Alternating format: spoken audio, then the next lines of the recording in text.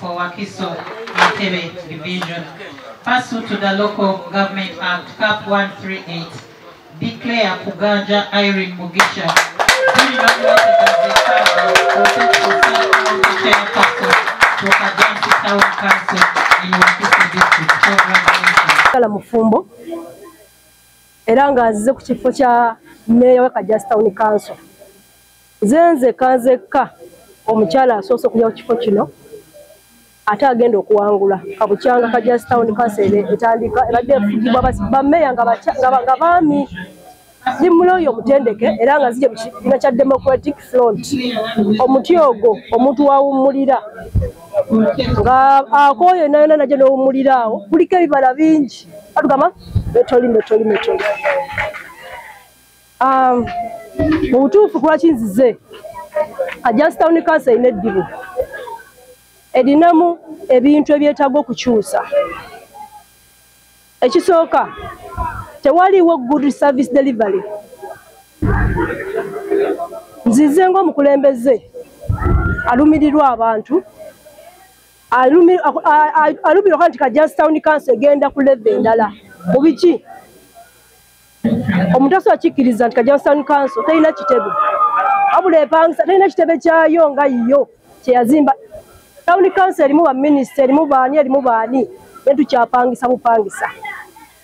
Ekyo nno nakyo dibudde ne lyenjagala okuziba kubanga ssente zibeerawo zisobola okuŋŋaanyizibwa ne tugula ettaka ne tuzimba ekitebe nga Kajansi Town Council ne tuba n'ekitebe ekya headquarters za Kajansi Town Council. Kisobokedde kigenda kukolebwa kyensaba abantu bateekemu obwesige bampe akalulu kaabwe.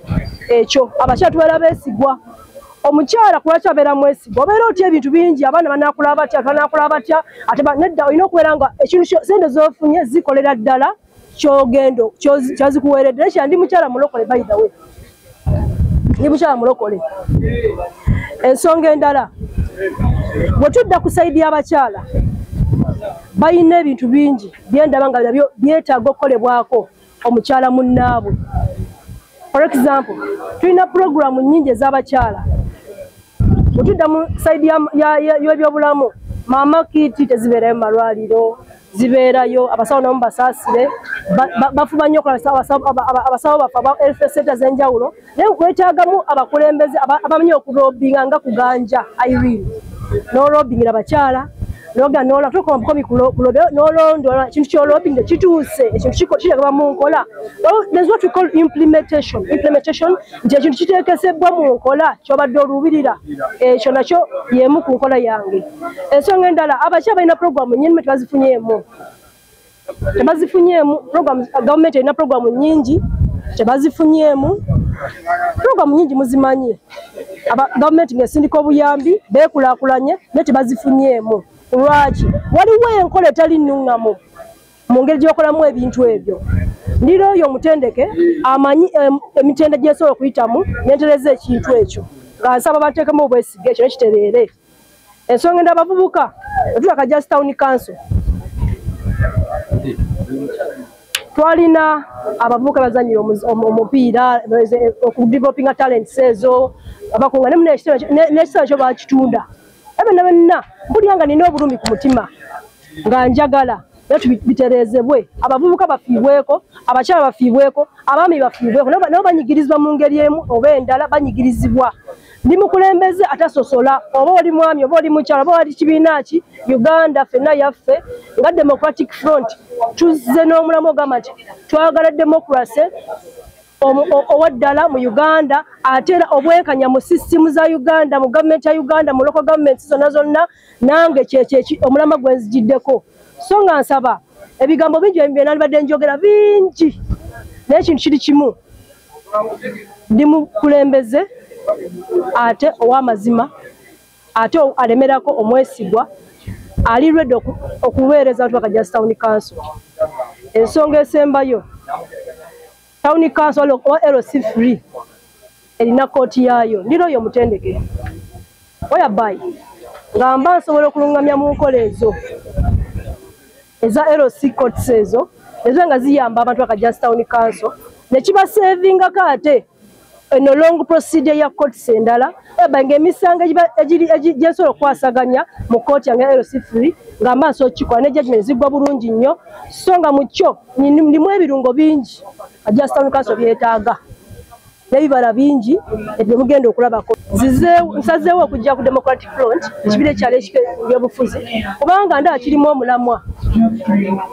omulamwa gutya nga bwe nabagambye nti Democratic Front eyagala erina omulamwa gwa Happy Uganda Happy People nange nagenda okwetunulamu bwe nti weneesikebera munda ba buli omu aba yeemanyi nga njaganya okulaba Uganda ensanyufu n'ate abasanyufu Democratic Front nga gwe mulamwa gwayo omukulu kirimu omulamwa ogwo whereby n'obwenkanya obwo okuluubira nti nokulaba nti ebintu biteekebwa mu nkola abantu bafuna good service delivery kyaita democracy ebyo byo sijjaga nti sinaako nnyo obukakafu ne Democratic Front balina engeri bakwatamu abakyala babawo ekifo eky'omwanjo okwenyigira mu byobufuzi tebakukaka kaboozi tebakuwa ekifo saakirabyemu abantu bali ku mulamwa omutuufu ogulumirira eggwanga n'omwana omukyala n'omwami kubanga ddala abakyala tosobola kubeera nga my name is Akuganja Irene. I'm a married woman and I'm standing up for the position of Mayor Kajjansi Town Council. I've come in the party known as the Democratic Front.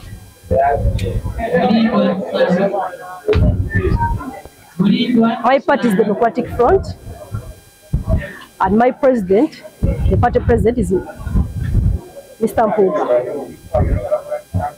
His Excellency Honorable Mpuuga. And I'm the first woman to stand for this position ever since this town council was established.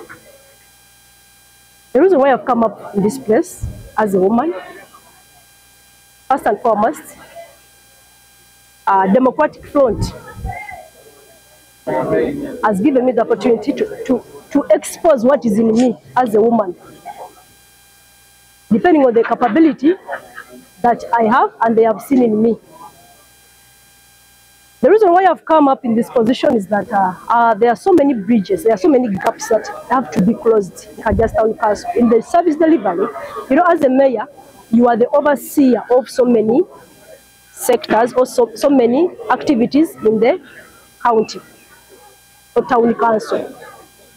And I have that capability to lead, to implement, to fight, and to see that things are implemented in the way that they are being enacted or they are being discussed in the council meetings and everything.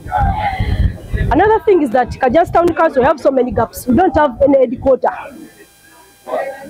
We don't have headquarter. Kajjansi Town Council just renting the headquarter, the building for the headquarters, which is really a shame for all these years. Kajjansi Town Council is a town council with so many reputable people. For example, ministers sleep there, judges reside there. There are so many people of different calibers who reside in Kajjansi Town Council.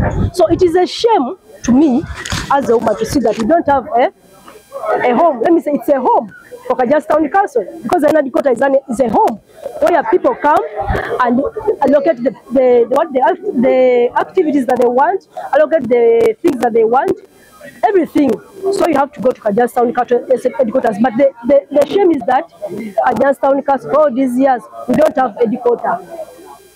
The land where the headquarters was going to be built, you know, it was bought and then it was sold. You had it in newspapers. So many, it was everywhere in the newspapers. So there are so many gaps which I want to bridge or which I want to close. Another thing, on the side of women have problems whereby I'm also ready to work together with them to see that those problems we get solved or we get solutions to the problems.